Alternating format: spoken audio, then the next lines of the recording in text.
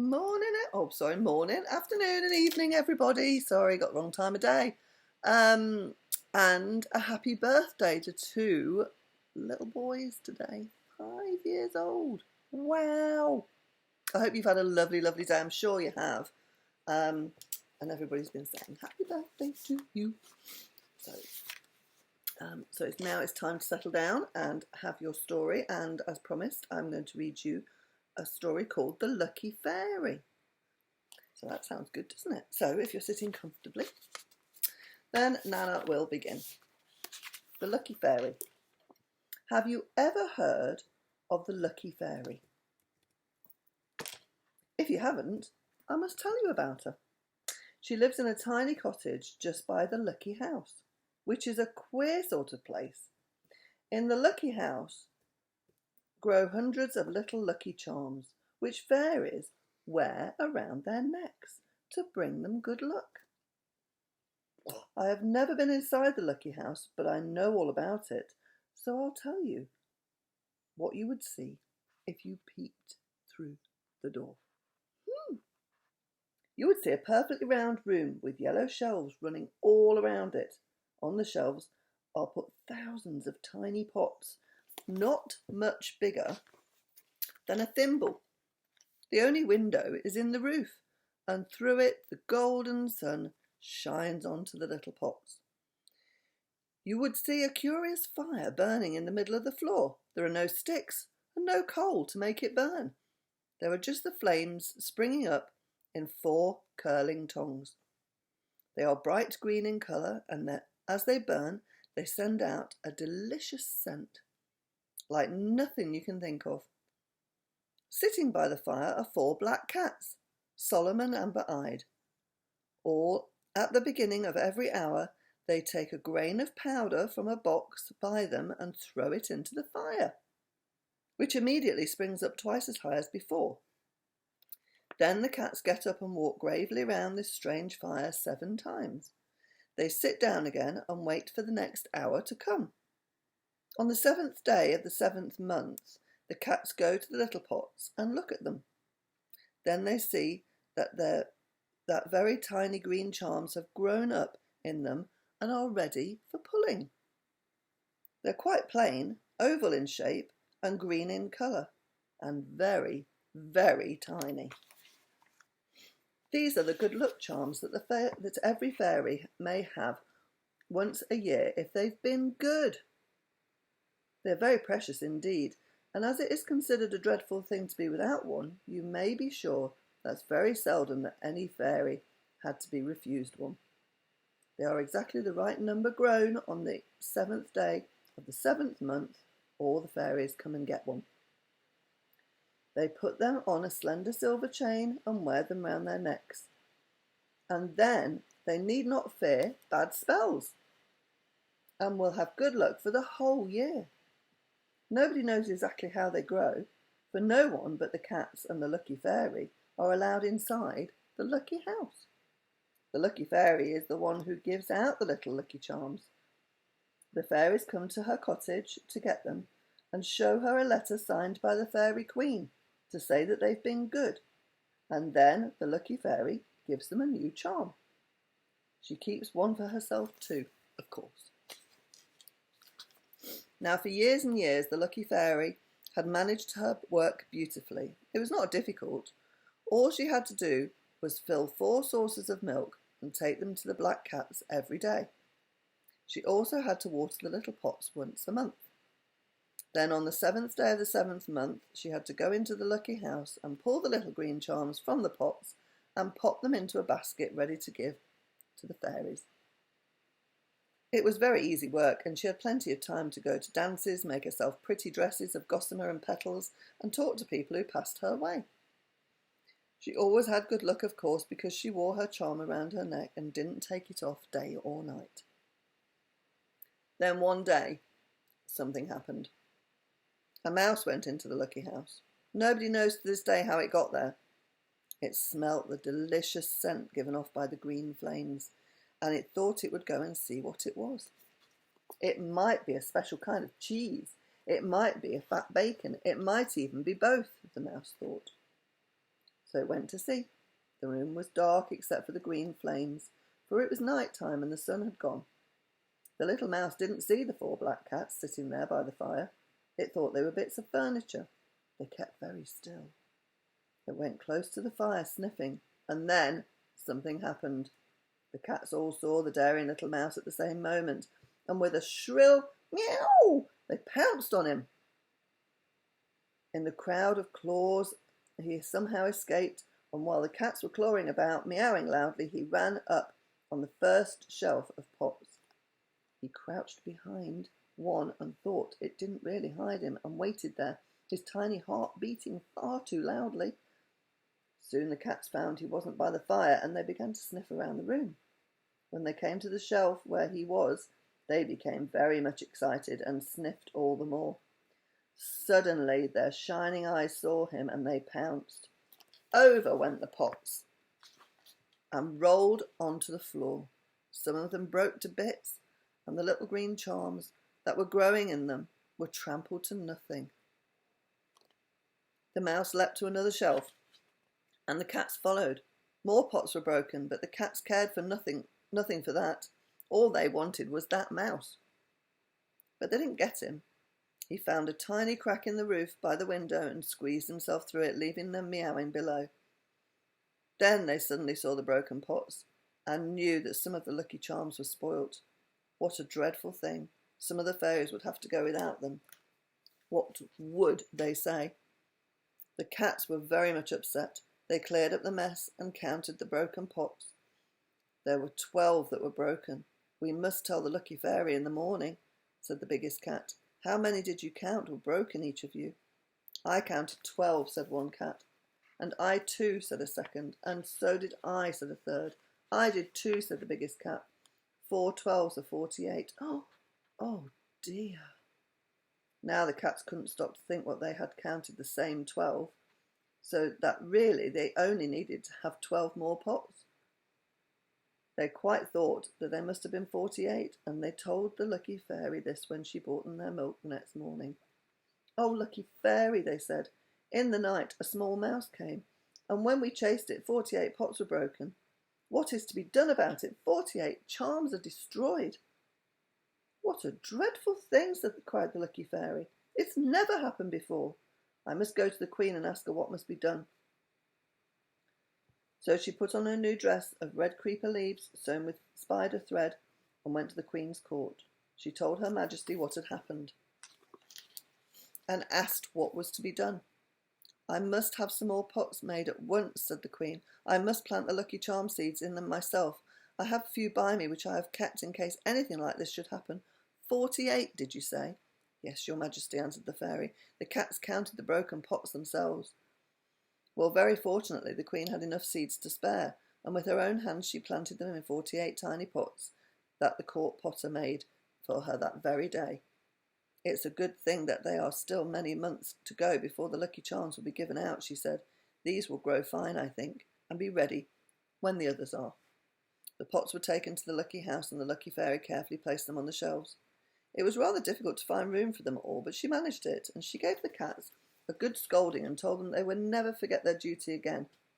Time went by, and when the 7th day of the 7th month came round again, and the cats told the lucky fairy that all the charms were ready to be given out, the 48 the queen had planted had grown just as well as the others, they said, so there will be just enough as usual.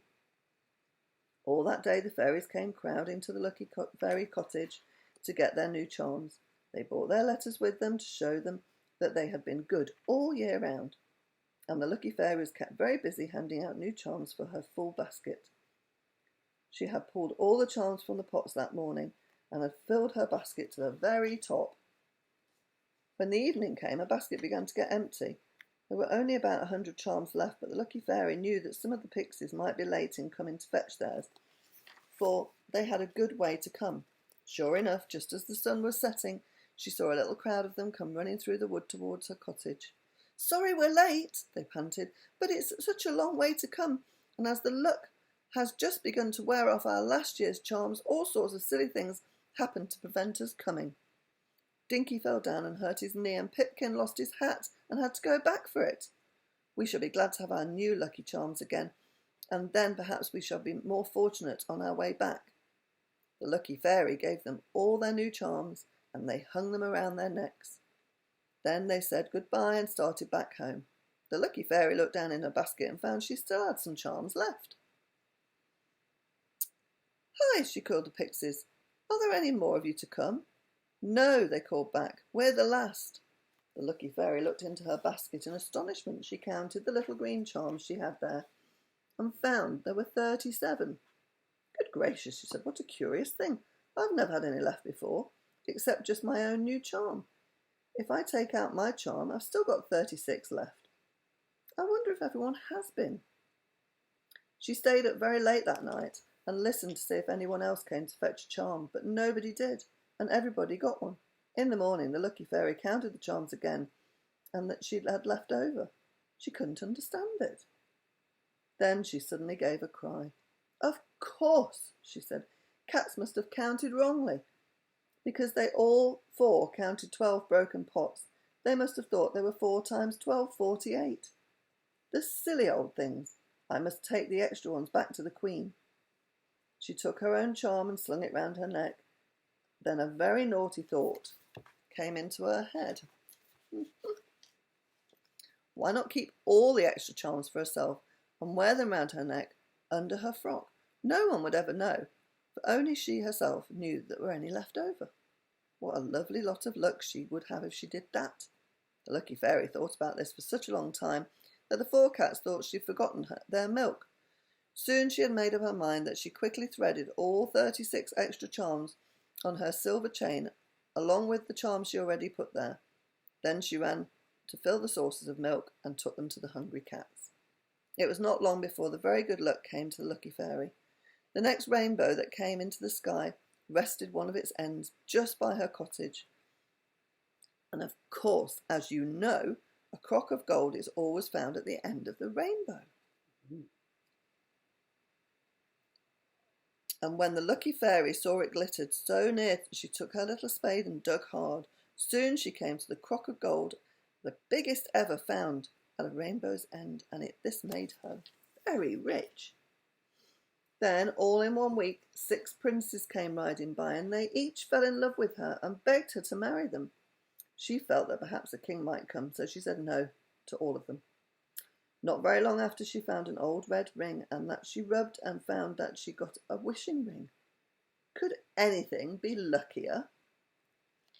The lucky fairy could now get everything she wanted. She was very proud and pleased, and at once wished a castle for herself and 100 little servants to do her bidding.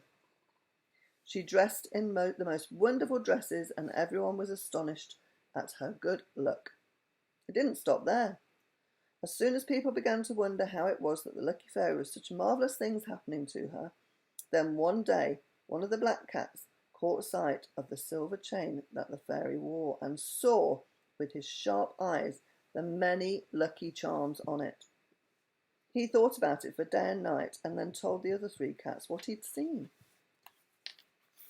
"She has kept too many charms for herself," he said. "We must have counted wrongly that time we broke the pots." They talked about it for a long time, and then they found out their mistake. Only 12 pots had been broken, not 48, and the naughty lucky fairy must have kept 36 extra charms for herself. "Tomorrow I will go to the Queen and tell her," said the biggest cat solemnly. So after the lucky fairy had given him his saucer of milk, he walked out of the lucky house and made his way to the Queen's court. He told his story to her and begged her pardon for having counted wrongly. "But where are the lucky charms then?" asked the Queen, puzzled. "The lucky fairy will know," said the cat. "She took all the charms from the pots as usual last time." At once the Queen sent a message to the lucky fairy to go to her, and suddenly she knew why the naughty little fairy had been so very lucky. What a dreadful thing to do, to take all the lucky charms for herself, thought the Queen. I must scold her very severely. When the lucky fairy came to the palace, the Queen sternly told her to take the silver chain from her neck. The fairy began to tremble, for she guessed that the Queen knew her secret. She took the chain from her neck and gave it to the Queen. "I thought so," said the Queen, taking it. "You have kept far too many lucky charms for yourself. That was very dishonourable of you, and I shall punish you." Please forgive me, begged the lucky fairy, and she began to cry. I know it was wrong, and I'll never do it again. I shan't forgive you unless you show me you are really sorry, said the Queen. What will you do to prove that you are? Oh, I don't know, wept the lucky fairy. I'll do anything. I'll give up all my lucky charms for 100 years, if you like. But please, please let me still be the fairy who gives out the charms each year. I love my work, and I would hate not to do it. Please trust me still. Very well, said the Queen. I will still trust you, but you must go without your own lucky charm every year, just to remind you of the naughty deed you have done. It won't hurt you to have a little bad luck for a change. After all the good fortune you have been having, you must give the spare to people who need them, and if ever there are any left over again, you must not keep them. Yes, your Majesty, said the lucky fairy, drying her eyes. Whom would you like me to give them to? You might take them to the world of boys and girls, said the Queen. There are lots of children who could do with a little good luck. You must first find a good place to hide them, so that only people who search for them may have them. Now go, and try and be good. The lucky fairy went away, feeling very much ashamed of herself, and wondered where she could hide the little green charms. She wandered on and on until she came to the world, where she sat down in a green meadow. And there, at her feet, she saw green clover growing, with its 3 tiny leaves spreading out into the sun. Why, the leaves of this plant are exactly like my little green charms, cried the fairy in surprise. This would be a great place to hide them. So she carefully fastened one of the charms onto a clover leaf, and when she had finished, you couldn't tell which was the charm and which was clover. A 4-leaf clover, she cried. That shall be very lucky to whoever finds it. Now I'll go and find another patch of clover and hide another charm there too. Off she went, and very soon she fastened all her charms to the clover leaves, making 4-leaf clovers. Then, when she'd finished, she flew back to her cottage, for she no longer had the castle. She vowed she would never do a naughty thing again. Whether she did or not, I don't know, but every year she hides whatever lucky charms are left over in patches of clover and makes the 4-leaf clovers you sometimes find when you look hard enough. And if you ever find one, do keep it, won't you? Because it may bring you luck for a whole year. Wow. You won't know which of the leaves is the lucky charm from the lucky house, but that doesn't matter. There's plenty of luck about it, if only you'll keep it. So next time you're out and about and you see some clover, have a look for a 4-leaf clover. And that will be where the fairies put the lucky charms. How exciting is that? That would be good to do, wouldn't it? What a lovely, lovely story. I hope you enjoyed that for your birthday, boys. And I hope you enjoyed that, Ruby and Max, too. And tomorrow I'm going to read you Puss in Boots. So that'll be good, won't it? So I love you loads. Happy birthday, boys. I love you so much and I can't wait to see you.